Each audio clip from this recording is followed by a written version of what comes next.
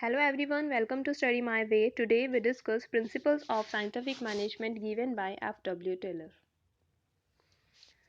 Principal start करने से पहले हम F.W. टेलर के बारे में एक ब्रीफ व्यू जो है वो ले लेते हैं. F.W. टेलर इनका जो पूरा नाम था वो था फ्रेडरिक विंस्लो टेलर. तो ये जो यानी फ्रेडरिक विंस्लो टेलर जो थे was an American mechanical engineer and a consultant who proposed the concept of scientific management under the name the principles of scientific management in the year 1911. तो F.W. Taylor जो थे एक American mechanical engineer थे जिन्होंने जो है scientific management के concept को डेवलप किया under the name the principles of scientific management. कब किया? इन 1911 में. और इन्हीं को जो है फादर ऑफ साइंटिफिक मैनेजमेंट के नाम से भी जाना जाता है. F.W. Taylor started his career as machinist in 1875. तो इन 1875 उन्होंने अपनी करियर की शुरुआत की थी एज अ मैकेनिस्ट वो थे, यानी स्टार्टिंग में जो है एक बॉटम लेवल पर काम करने वाले एक मैकेनिक के तौर पर उन्होंने अपने करियर की शुरुआत की थी. एंड ड्यू टू अपने स्किल्स की वजह से, इंडस्ट्रियल स्किल्स की वजह से, अपने फंक्शनल जो उनके स्किल्स थी, उनकी जो टेक्निकल्स जो स्किल्स थी, प्लस उनकी जो साइंटिफिक मेथड्स थे, उनकी वजह से जो है वो उसी ऑर्गेनाइजेशन में जो है after some time chief engineer की पोस्ट पर भी पहुंच गए. तो यहाँ पर जो F.W. टेलर थे, शुरुआती तौर पर जब उन्होंने अपना करियर शुरुआत किया था, करियर की स्टार्टिंग की थी, वो एज अ मैकेनिक उन्होंने काम किया, बॉटम लेवल पर काम किया, और आफ्टर सम टाइम ही rose to the position of chief engineer in his organisation. किसकी वजह से? क्योंकि उनके साइंटिफिक मैथड्स की वजह से, उनकी स्किल्स की वजह से वो अपने ही ऑर्गेनाइजेशन में चीफ इंजीनियर की पोस्ट तक भी पहुँच गए. नेक्स्ट हमारे पास है principles of scientific management. First is scientific way instead of rule of thumb method, harmony without any discord, mental revolution. Next is corporation not individualism, development of every person to his greatest efficiency. तो ये हमारे हैं principles of scientific management. Let us discuss one by one. तो first is scientific veg instead rule of thumb method. तो यहाँ पर Taylor believe that instead of using conventional method all industries should adopt these scientific techniques for essential management decision.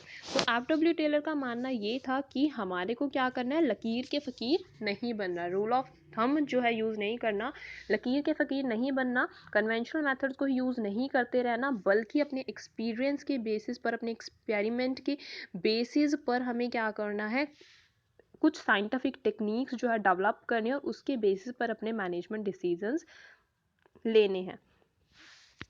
According to him, every small activity can be done through proper scientific planning instead of rule of thumb. तो इनका मानना ये था कि हमारे को क्या करना है, पुराने ही मेथड्स को फॉलो करते नहीं रहना है, बल्कि कुछ नया लेके आना, अपने कॉज एंड इफेक्ट रिलेशनशिप के बेसिस पर, अपने एक्सपेरिमेंट के बेसिस पर कुछ नई साइंटिफिक टेक्निक्स जो है हमारे को डेवलप करनी है, वो अपनी मैनेजमेंट डिसीजन में हमारे को अप्लाई करनी है.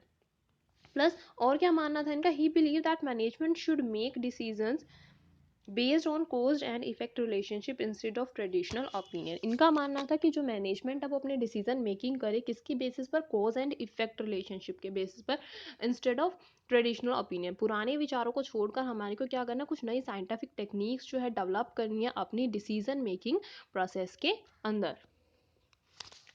नेक्स्ट जो हमारा प्रिंसिपल है वो है हार्मोनी विदाउट एनी डिस्कॉर्ड. तो इसमें क्या है, F.W. Taylor indicate that there should be a complete harmony between management and its labour. तो यहाँ पर F.W. टेलर ने इस बात पर फोकस किया कि हमारा जो है मैनेजमेंट के में जो है, बिजनेस में जो है मैनेजमेंट प्लस जो हमारे लेबर्स हैं उनके बीच का जो रिलेशनशिप है वो हार्मोनियस रिलेशनशिप होना चाहिए. वो एक दूसरे को ऐसे नहीं एक दूसरे को नीचा दिखाने पे लगे रहे, नो. तो यहाँ पर अगर हमारे को अपने ऑर्गेनाइजेशन की एफिशिएंसी को इंक्रीज करना है तो हमारे को क्या चाहिए ऑर्गेनाइजेशन के अंदर, harmonious relationship between management and labour, या हम कह सकते हैं मैनेजमेंट एंड वर्कर्स. तो according to him an organisation can increase its productivity if it reduces dispute. तो यहाँ पर इनका मानना है कि ऑर्गेनाइजेशन अपनी प्रोडक्टिविटी को इंक्रीज कर सकती है। कैसे? अगर वो जो है डिस्प्यूट को क्या कर दे, कम, जो लेबर्स वर्कर्स या फिर मैनेजमेंट के बीच में जो हमारे डिस्प्यूट्स हमारे हैं उन्हें हमें क्या कर देना, रिड्यूस कर देगी ना, तो हमारी ऑर्गेनाइजेशन की प्रोडक्टिविटी क्या होगी, खुद ब खुद इंक्रीज होना स्टार्ट हो जाएगी। Worker should not over burden with workload. ऐसा नहीं है कि वर्कर से काम लेते जा रहे हैं, उनकी रिक्वायरमेंट्स को समझ ही नहीं रहे हैं। वर्कर्स भी हमारे क्या ह्यूमन बीइंग है, तो उन्हें एज अ ह्यूमन बीइंग ही हमारे को ट्रीट करना है। ऐसा नहीं है कि हम उसे काम लेते जा रहे हैं, काम लेते जा रहे हैं, नो, ओवर बर्डन पे नहीं डालना है। According to F.W. टेलर, उन्हें जो उनके रिक्वायरमेंट्स का भी हमारे को ध्यान रखना है, मैनेजमेंट को उनकी रिक्वायरमेंट्स के भी ध्यान रखना है। नेक्स्ट हमारे पास है मेंटल रेवोल्यूशन। तो this techniques involves a shift of attitude of management and workers towards each other.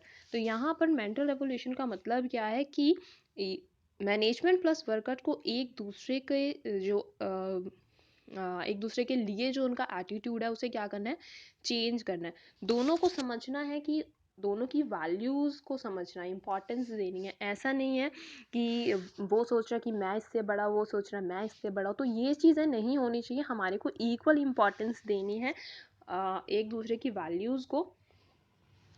Work with full participation and corporation, हमारे को जो काम करना है वो प्रॉपर पूरी तरीके से पार्टिसिपेशन के साथ, पूरे कॉरपोरेशन कोऑर्डिनेशन के साथ हमारे को काम करना है। And the aim of both, दोनों का एम जो है वो कैसा होना चाहिए, should be to improve and boost the profit of the organisation. दोनों का एम क्या होना चाहिए, अल्टीमेट जो है, अल्टीमेट एम जो है वो दोनों को क्या होना चाहिए, प्रोडक्टिविटी को इंक्रीज करना, बूस्टअप करना, प्रॉफिट्स को, ऑर्गेनाइजेशन की एफिशिएंसी को इम्प्रूव करना ही मोटिव होना चाहिए।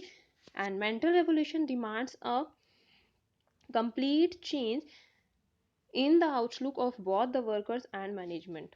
Both should have a sense of togetherness. तो यहाँ पर दोनों को एक साथ लेकर अपनी एक दूसरे के कॉरपोरेशन के साथ, एक दूसरे के कोऑर्डिनेशन के साथ जो है काम करना है, एक दूसरे की वैल्यूज़ को जो है इम्पोर्टेंस देनी है।